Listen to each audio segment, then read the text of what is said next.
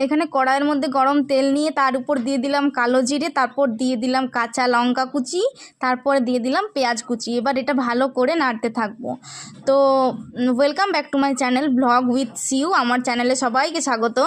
আর তোমরা যারা এখনও আমার চ্যানেলটি সাবস্ক্রাইব করোনি তাড়াতাড়ি আমার চ্যানেলটি সাবস্ক্রাইব করে দাও, আর পাশে থাকা বেল বাটনটিও প্রেস করে দিও, যেখানে অল লেখা আছে সেটি প্রেস করো, তাহলে সবার আগে নোটিফিকেশান তোমাদের ফোনে পৌঁছাবে। আর এখানে দেখতে পাচ্ছ ইলিশ মাছগুলো নিয়ে নিয়েছি, এখানে হলুদ, লবণ আর কাঁচা তেল মাখিয়ে নিয়েছি।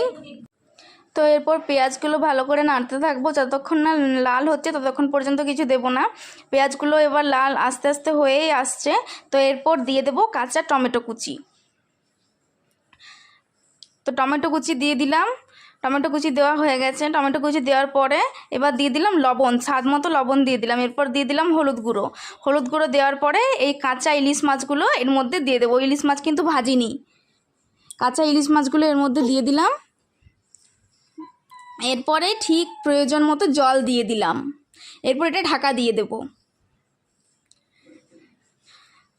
ইলিশ মাছগুলো ততক্ষণ সিদ্ধ হোক। চলো এদিকে সর্ষেটা বেটে নিই। এদিকে সাদা সর্ষে, কালো সর্ষে, দুটো গোটা সর্ষে ভালো করে বেটে নিলাম। এরপরে সর্ষে বাটাটা মাছগুলোর মধ্যে দিয়ে দিলাম। এরপর ওপর থেকে কাঁচা সর্ষের তেল ছড়িয়ে দিলাম। তারপর দিয়ে দেব ওপর থেকে কাঁচা লঙ্কা কুচি, চেরা কাঁচা লঙ্কা আর টমেটো কুচি। ব্যাস তৈরি সর্ষে ইলিশ।